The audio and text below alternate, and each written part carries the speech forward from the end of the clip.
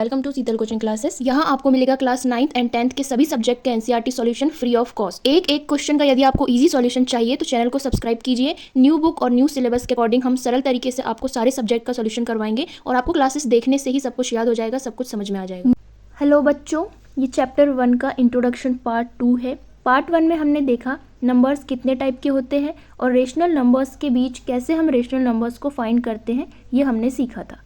यदि आपने इस चैप्टर की इंट्रोडक्शन वीडियो नहीं देखी है तो ज़रूर देख लेना। इस वीडियो में एक्सरसाइज को सॉल्व करने के लिए जो भी कंसेप्ट है, फॉर्मूले हैं, सभी को एक्सप्लेन किया गया है डिटेल में। इंट्रोडक्शन वाली इस वीडियो का लिंक आपको डिस्क्रिप्शन बॉक्स में प्रोवाइड किया गया है।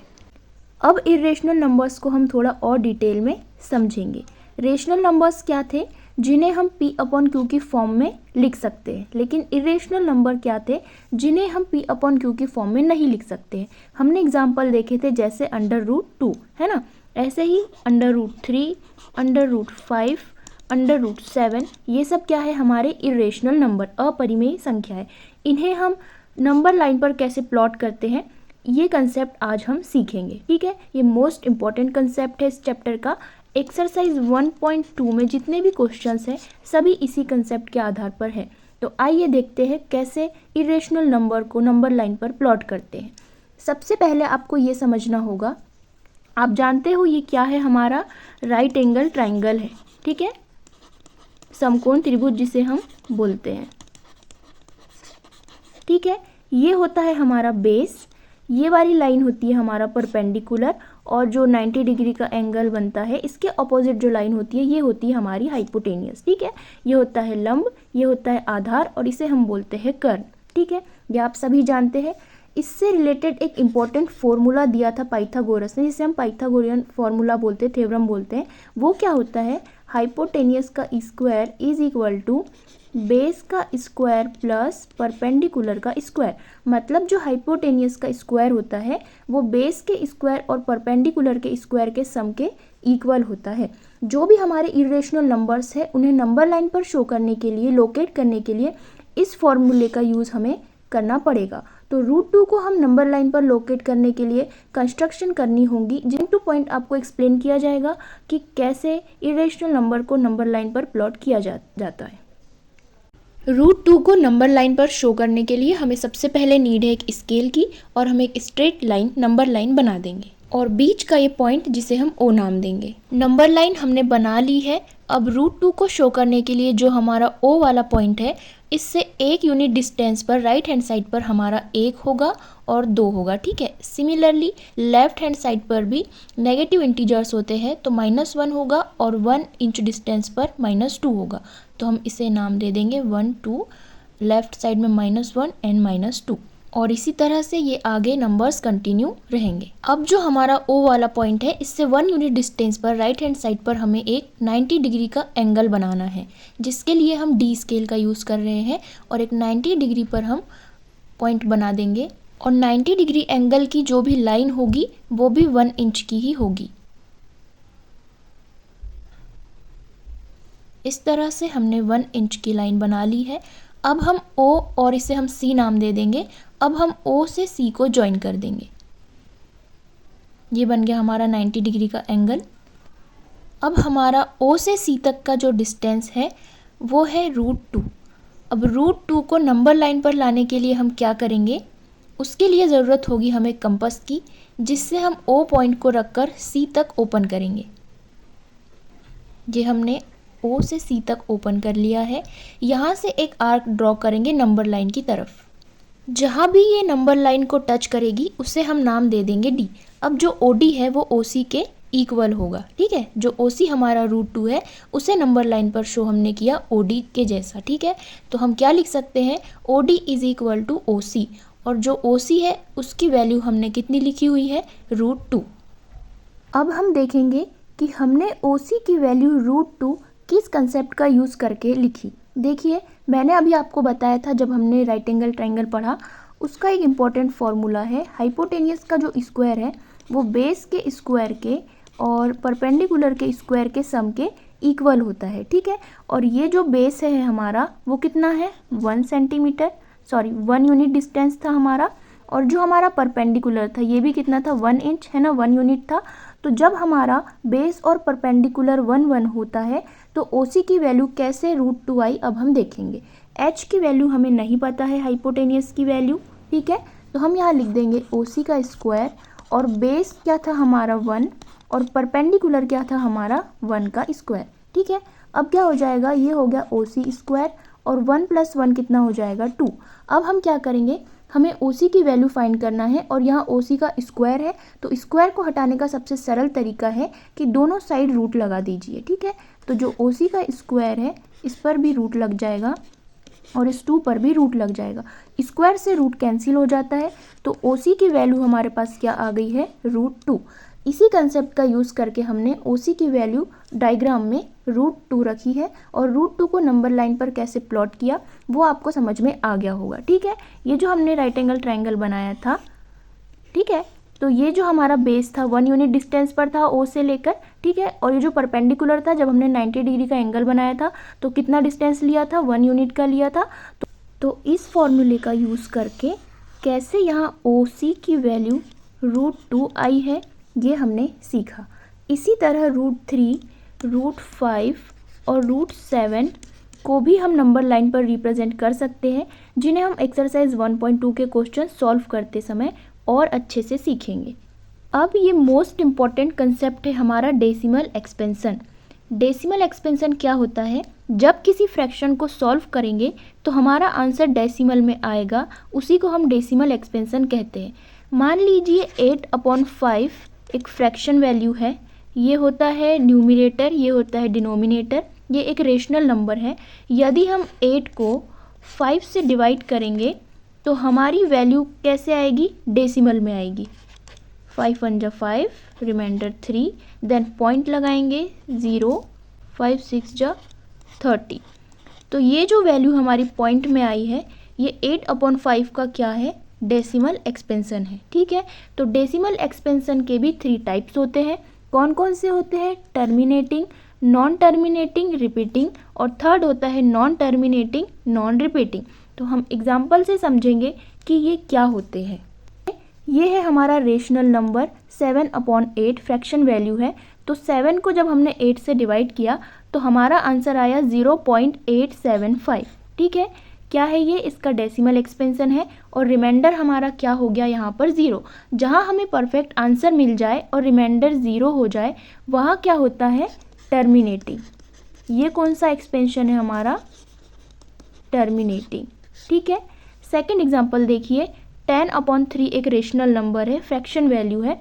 10 को 3 से जब हम डिवाइड करेंगे तो हमारा आंसर आएगा 3.33, और फिर ये 1 रिमाइंडर है, फिर 0 लिखेंगे, फिर 3 3 जा 9, फिर बचेगा 1, फिर 0 लिखेंगे, 3 3 जा 9।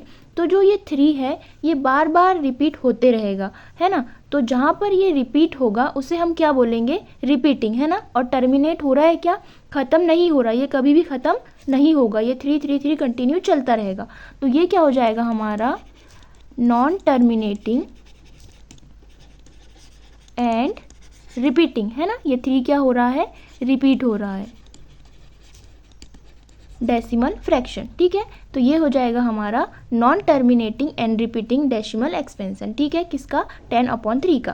थर्ड एग्जांपल देखिए, 1 को 7 से डिवाइड करना है, तो ऐसे जब हम डिवाइड करेंगे तो हमें आंसर मिलेगा 0.142857।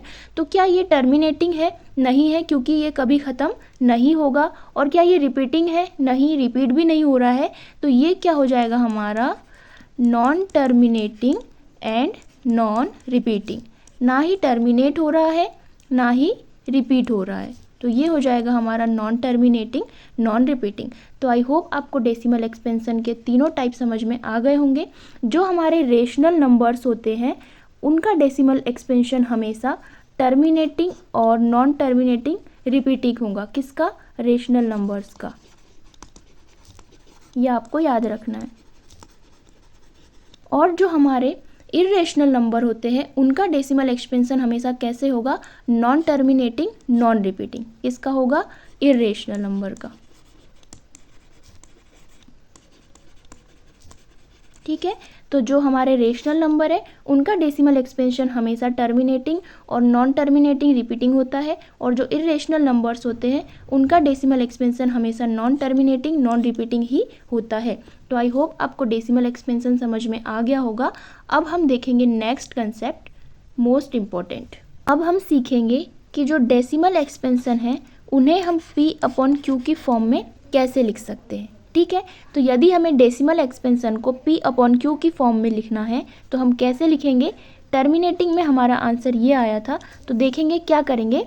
सबसे पहले ये जो वैल्यू है इन्हें जैसा का वैसा लिख लोगे, और अपॉन में पॉइंट के बाद जितने नंबर है उतने ज़ीरो आएंगे, ठीक है। ये जो पॉइंट है ये 1 बन जाता है, और उसके बाद जितने नंबर्स है उतने ज़ीरो आपको लिखने पड़ेंगे, ठीक है। जब आप 1000 से 875 में डिवाइड करोगे तो फिर से यही वैल्यू आ जाएगी, ठीक है। तो जैसे ये लिखा हुआ है 0.9754, और यदि आपको इसे P/Q की फॉर्म में लिखना है तो इसका नीचे बन जाता है 1, और जितने नंबर्स है उतने आप ज़ीरो लगा दोगे, ठीक है। तो ये हो जाएगा हमारा डेसिमल एक्सपेंशन को P/Q की फॉर्म में लिखना। तो आई होप आप समझ गए होंगे। उसके बाद है सेकंड, नॉन टर्मिनेटिंग रिपीटिंग जो था। यदि पॉइंट के बाद कोई सेम वैल्यू बार बार रिपीट होती है तो उसे हम ऐसे लिख सकते हैं 0.3 और उसके ऊपर बार लगा दीजिए। इसका मतलब ये होता है कि ये जो वैल्यू है ये बार बार रिपीट होगी आगे तक, ठीक है। तो अब हम देखेंगे कि इसे कैसे हम P/Q की फॉर्म में लिख सकते हैं, ठीक है।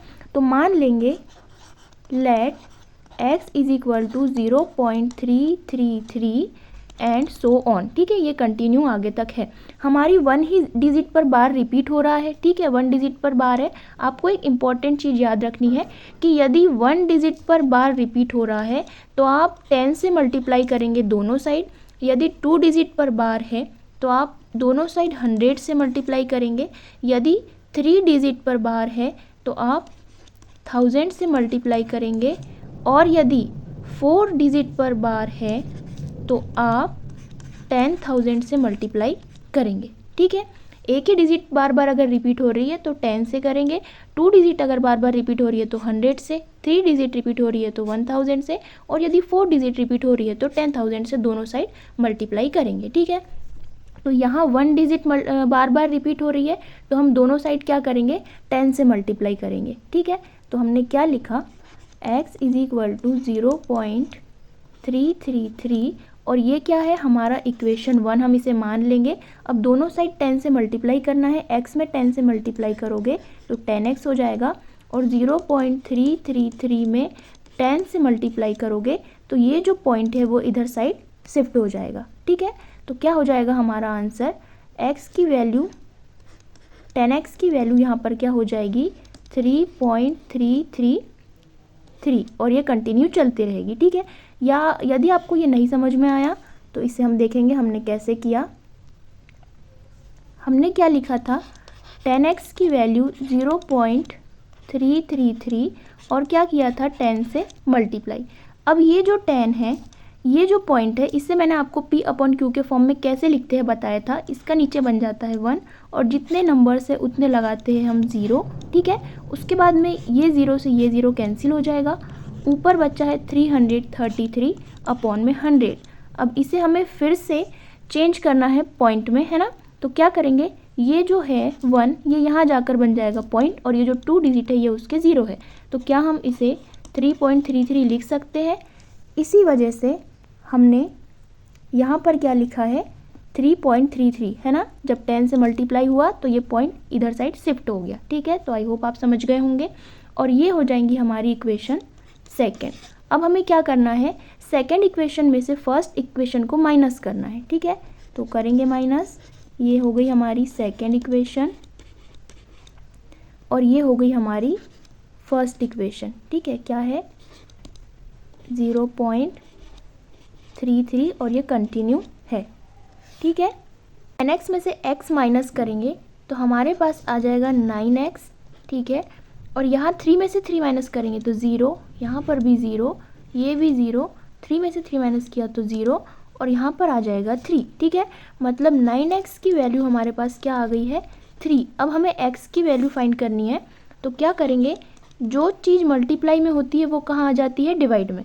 तो तो ये जो 9 है x के मल्टीप्लाई में है, तो यहाँ कहाँ आ जाएगा, डिवाइड में। देखिए जो चीज़ प्लस में होती है ट्रांसफ़र होके माइनस में चले जाती है, जो माइनस में होती है वो ट्रांसफ़र होके प्लस हो जाती है, और जो मल्टीप्लाई में होती है वो जा कर के डिवाइड में हो जाती है, और कोई अगर डिवाइड में है तो ट्रांसफ़र होकर मल्टीप्लाई में हो जाती है। ठीक है, ये आपको बेसिक चीज़ें आनी चाहिए। अब इसे कैंसिल करेंगे, 3 1 जा 3, 3 3 जा 9, तो x की वैल्यू हमारे पास क्या आ गई, 1/3। मतलब जो डेसिमल एक्सपेंशन है 0.333, इसे हम p/q की फॉर्म में कैसे लिखेंगे, 1/3। तो आई होप आपको समझ में आ गया होगा कि जो डेसिमल एक्सपेंशन है उसे हमने p/q की फॉर्म में कैसे चेंज किया। आई होप आपको सभी कंसेप्ट एंड सभी क्वेश्चन समझ में आ गए होंगे। तो प्लीज़ वीडियो को लाइक कीजिए और अपने क्लासमेट्स के साथ शेयर करें, और जो भी नए स्टूडेंट्स हैं प्लीज़ चैनल को सब्सक्राइब करें। क्लास 9 से रिलेटेड स्टडी मटेरियल और अपडेट्स के लिए आप टेलीग्राम चैनल ज्वाइन कर सकते हैं, जिसकी लिंक आपको डिस्क्रिप्शन बॉक्स में प्रोवाइड की गई है। मिलते हैं नेक्स्ट वीडियो में नेक्स्ट कंसेप्ट के साथ। Thank you so much for watching.